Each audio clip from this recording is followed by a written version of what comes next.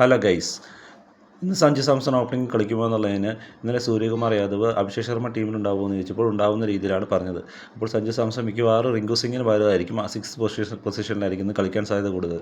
കളിക്കാൻ തന്നെയാണ് സാധ്യത കൂടുതൽ. സ്പിൻ പിച്ച് ആയതുകൊണ്ട് തന്നെ സ്പിന്നർമാരെ നേരിടുന്ന അറ്റാക്കിംഗ് ബാറ്റ്സ്മാരാണ് ഇന്ത്യക്ക് ആവശ്യം.